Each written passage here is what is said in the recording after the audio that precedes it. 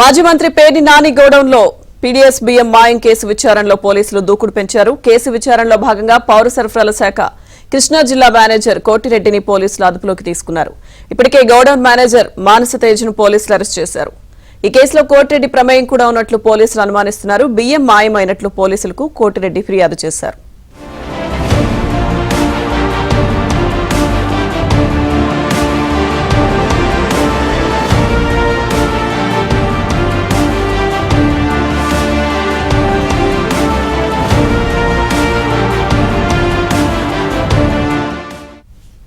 అయితే బియ్యం నిల్వలు మాయంపై తనపై అనుమానం రాకుండా పోలీసులకు ముందుగానే కోటిరెడ్డి ఫిర్యాదు చేసినట్లు అనుమానిస్తున్నారు.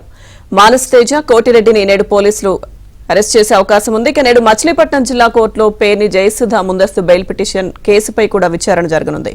ఇదే కేసులో పేర్ని నాని, జయసుధ కాకుండా మరో ఇద్దరిపై కూడా పోలీసులు అనుమానం వ్యక్తం చేస్తున్నారు.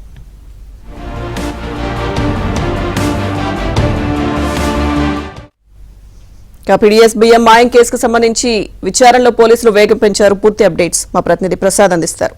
ప్రసాద్.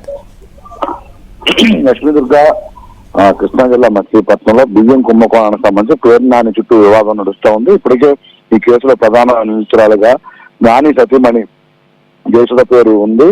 అదేవిధంగా నిన్న మానస్ తేజను అరెస్ట్ చేసిన పోలీసులు అన్ని కోణాల్లో విచారిస్తా ఉన్నారు. ఈ నేపథ్యంలోనే అతను అరెస్ట్ చేసి తెలుసుకున్న పేర్ని నాని రాజకీయంగా చేసిన వ్యాఖ్యలు కాబట్టి ఇక్కడ ప్రెస్ మీట్ పెట్టి ఆ మంత్రి కొల్లు రవీంద్రపై చేసిన ఆరోపణలపై కూడా పెద్ద ఎత్తున చర్చ నడుస్తూ ఉన్న పరిస్థితి. అయితే ఈ కేసు దాదాపు 4 రోజుల పాటు అన్ని కోణాల్లో దర్యాప్తు చేసిన విజిలెన్స్ పోలీసు అధికారులు నోట ప్రకటించిన 3,000 పైచీలకు బస్తాలు కాదు 7,000 పైచీలకు బస్తాలు మాయం చేసినట్టు కూడా నిర్ధారించారు. దీనిపై సెక్షన్ కింద కేసులు కూడా నమోదు చేశారు. అయితే మొత్తం ఈ తతంగం అసలు ఎప్పుడు నడిచింది, ఎవరి హయాంలో నడిచింది, ఎవరెవరి పాత్ర ఎంత మేరకు ఉన్న అంశాలపై కూడా మానవతతో పాటు మేనేజర్ సివిల్ సప్లైస్ మేనేజర్ కోటిరెడ్డిని కూడా అదుపులో తీసుకుని విచారణ చేసినట్టు కూడా మనకు తెలుస్తా ఉంది.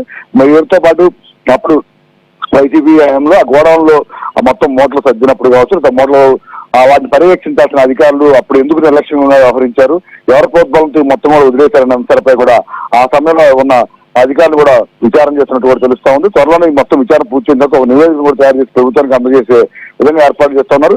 ఈ వరుసగా చర్యలు తీసుకున్న నేపథ్యంలోనే ఉద్దేశపూర్వకంగానే మాజీ మంత్రి పేర్ని నాని ఈ వ్యాఖ్యలు కూడా చేశారని, ముఖ్యంగా చంద్రబాబును పొగడ్తల వర్షం కురిపించడం ద్వారా ఈ కేసు నుంచి అదేవిధంగా బయట పడొచ్చనే ఉద్దేశంతో రాజకీయ వ్యాఖ్యలు చేశారని కూడా అందరూ భావిస్తున్నారు.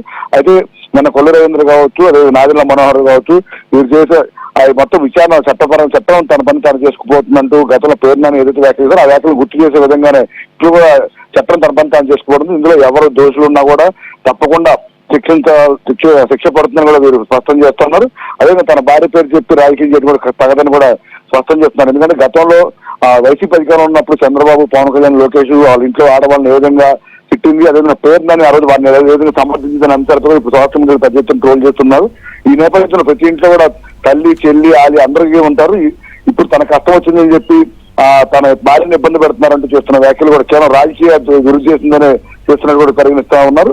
ఈ పరిణామాల నేపథ్యం నిర్ణయం వాళ్ళ చూస్తే కేసుకు సంబంధించి ఇటు కోర్టు కాబట్టి మానసిక అరెస్ట్ చేసిన నేపథ్యంలో అసలు పేర్ని నాని ఆ సమయంలో ఎటువంటి ఆదేశాలు జారీ చేశారు, ఏ లారీల ద్వారా ఏ మూటలు ఎక్కడికి పంపించారనే అంశాలపై కూడా ఇప్పుడు వారిచ్చే స్టేట్మెంట్ కీలకంగా మారింది. తద్వారా నానిని కూడా అరెస్ట్ చేసే అవకాశం నేను కూడా భావిస్తా ఉన్నాను. మరో 2 రోజుల్లో విచారణ పూర్తి చేసిన తర్వాత చట్టపరంగా పోలీసులు ఏ విధంగా చర్యలు తీసుకుంటారనే అంశాలపై కూడా చర్చ నడుస్తోంది. మరోవైపు కోర్టులో కూడా ఇప్పటికే దాదాపు 4 సార్లు మచిలీపట్నం జిల్లా కోర్టులో ముందస్తు బెయిల్ పిటిషన్ వేసిన జయసుధ కేసుకు సంబంధించి విచారణ అయితే ఈ రోజు మరోసారి బెయిల్ పిటిషన్ కూడా వాదనలు జరుగుతున్నాయి. కోర్టు ఎటువంటి నిర్ణయం తీసుకుంటుందని కూడా అందరూ ఎదురు చూస్తున్న పరిస్థితి కనిపిస్తుంది. లక్ష్మీ దుర్గ. Thank you Prasad.